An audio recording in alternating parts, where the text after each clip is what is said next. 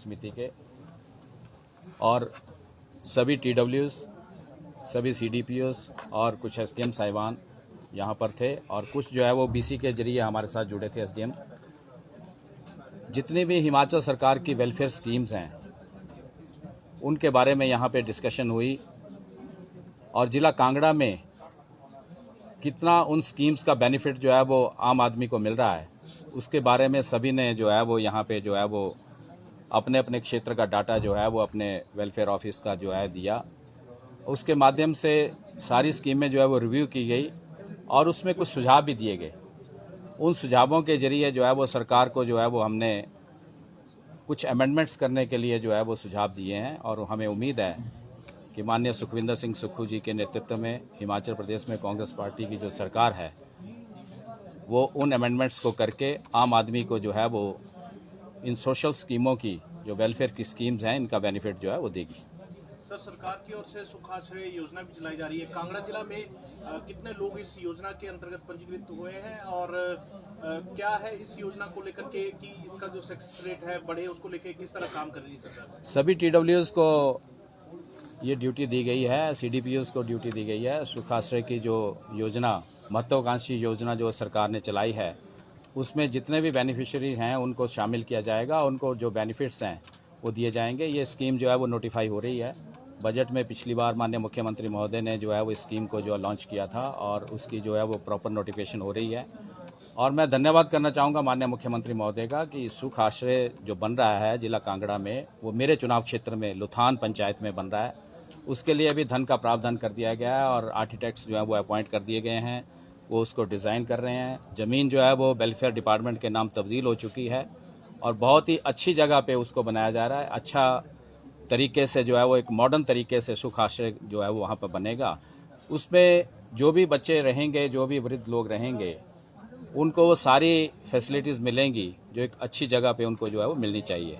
और जितने भी लोग इसमें शामिल हुए हैं, अभी भी हमने कहा है कि सब कई जगह हो सकता है कि कई जगह लोगों को इसकी जागरूकता ना हो, तो हमारे जितने भी वेलफेयर के अधिकारी हैं वो अपने अपने क्षेत्र में जो है वो इनको जो है वो वर्कआउट करके उसमें शामिल करेंगे। उन सरकार की जो महत्वाकांक्षी योजना है इसका बेनिफिट जो है वो उन तक मिले, इसका वो पूरा प्रयास करेंगे। सर, कुछ बात ये भी योजना में सामने अभी वेलफेयर ऑफिसर्स अभी सुख आश्रय की कितने अभी 1143 जो है वो अभी तक जो है वो हमने जो है वो इसमें शामिल किए हैं, उन्होंने अप्लाई किया है और अभी नंबर और बढ़ेगा इसमें, क्योंकि अभी ये महत्वाकांक्षी योजना जो है वो अभी तक जो है वो पूर्णतः चालू नहीं हुई है। इसको जो है वो ये अधिकारी जो है वो इसको जो है वो अपने अपने क्षेत्र में वर्कआउट करके और भी इसमें नंबर बढ़ेगा। लेकिन जितने भी एप्लीकेंट्स आएंगे उन सबको जो है वो अच्छे तरीके से इन सारी योजनाओं का बेनिफिट जो है दिया जाएगा। कुछ और योजनाएं भी हैं सर जिसका सीधे तौर पर अभी लाभ जो है लाभार्थियों तक नहीं पहुंच पा रहा है, उसके लिए भी कुछ डायरेक्शन जारी की गई है आपके पास? हाँ, डायरेक्शन हमने यही किया है कि हम जो है वो कैंप्स लगाएंगे। हमारे जितने TWs हैं, CDPOs हैं, आंगनवाड़ी के माध्यम से और वेलफेयर ऑफिसर जो हैं वो तहसीलों में जाएंगे, स्कूलों में जाएंगे, कॉलेजेस में जाएंगे। बहुत सी ऐसी स्कीमें हैं जो हमारे अनएम्प्लॉयड बच्चों के लिए हैं, बहुत सी ऐसी स्कीमें हैं जो कोचिंग बच्चे जो है वो हायर स्टडीज़ के लिए ले सकते हैं बेनिफिट सरकार की तरफ से। उनको जो है वो बच्चों को जागरूक करेंगे और उनको जो है वो बेनिफिट जो है वो देने का प्रयास करेंगे। सर, प्राकृतिक आपदा में जिन लोगों को जिनके घर जो है वो टूटे हैं, तो किस तरीके से उनको सहायता जो है वो प्रदान की जाएगी? देखिए, प्राकृतिक आपदा आई, ये बहुत बड़ा कहर जो है वो हिमाचल प्रदेश में आया। इसमें बहुत से घर जो हैं वो गिर गए, पशुशालाएँ गिर गई हैं, हमारे बहुत ज़्यादा नुकसान हुआ है। हमारी पूरी कोशिश है सरकार की कि उनको जो है वो आपदा क्षेत्र घोषित करके जहाँ पे भी ये नुकसान हुआ है उनको जो है वो दोबारा से रिहेबिटेट किया जाए, उनको घर बनाकर दिया जाए, किसी न किसी स्कीम में उनको जो है वो घर दिया जाए। आज वेलफेयर में भी हमने ये डिस्कस किया है कि जो ये घर हैं जो हम घर देने जा रहे हैं वेलफेयर स्कीम के तहत, इनको जो है वो प्रायोरिटी उन्हीं लोगों को दी जाए जिनके घर जो है वो इस त्रासदी में जो है वो बह गए हैं या गिर गए हैं। और एक हमने सबसे बड़ी मांग जो है वो सरकार से की है, आज हमने वेलफेयर कमेटी में की है कि ये नहीं है कि पूरा ही घर जो है वो अगर गिर गया तभी हम उसको बेनिफिट देंगे घर का। अगर किसी के घर में दरार आई है उसकी रिपेयर करने के लिए जैसे पहले पैसा मिलता था उसी तरीके से दोबारा से जो है इसमें धन का प्रावधान करके जिन लोगों के घर जो हैं वो पार्शली जो है वो टूटे हैं या पार्शली जो है उनमें दरारें आई हैं, तो उनको रिपेयर करने के लिए भी पैसा जो है इसमें दिया जाए। सर क्या टारगेट रखा गया है, कब तक इन्हें इनका आशियाना जो है वो दे दिया? बहुत जल्द, बहुत जल्द। अब मेरा चुनाव क्षेत्र है, मेरे चुनाव क्षेत्र में भी 5-6 गांव ऐसे हैं जो बिल्कुल स्लाइड हो गए हैं, वहाँ पे दोबारा से घर नहीं बन सकते। तो हमने अपने एसडीएम साहब को कहा है कि वो वहाँ पे ज़मीन देखें, तहसीलदार साहब को कहा है कि वो ज़मीन देखें जो अलॉटेबल हो।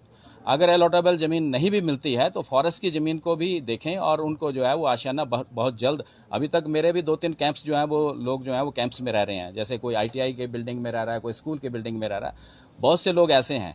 तो हमने लोगों से भी निवेदन किया है कि वो ये जिद ना करें कि हम उसी ज़मीन पे अपना घर बनाएंगे जो स्लाइड हो चुकी है, क्योंकि वहाँ पे जो है उस ज़मीन पे घर बनाने के लिए बहुत कोशिश करने में 10-10 फुट जो है वो ज़मीन नीचे धंस चुकी है, तो वहाँ पे आशियाना बन नहीं सकता। तो सरकार जो है बड़ी जल्द जो है उनकी ज़मीन जो है वो तहकीकात करके और उनको बड़ी जल्दी जो है वो आशियाना बनाकर जो है उनको देगी। सर, सरकार की ओर से जो है मंडी विश्वविद्यालय का दायरा कम किया गया है, उसको लेकर के विपक्ष भी सरकार पर हमलावर है और छात्र संगठन भी विरोध प्रदर्शन कर रहे हैं, इसको लेके क्या कहेंगे? ऐसा कुछ नहीं है, विश्वविद्यालय मंडी में बना है, मंडी का विश्वविद्यालय मंडी में रहेगा, लेकिन मंडी और शिमला में कुछ कॉलेजेस को डिवाइड किया गया था। अब मान लो मेरा जिला कांगड़ा है, तो मुझे अगर धर्मशाला नज़दीक पड़ती है और मुझे जो है वो आप ऊना में डाल देंगे, तो ये तो गलत बात है। मंडी के विश्वविद्यालय को ना तो सरकार बंद कर रही है, ना उसका दायरा कम किया गया है, लेकिन जिसको जहां सूट करता है, शिमला जिन लोगों को सूट करता है उन कॉलेजेस को शिमला में डाला जा रहा है, जिनको मंडी सूट करता है उनको मंडी में डाला जा रहा है, ताकि दोनों विश्वविद्यालय चलते रहें।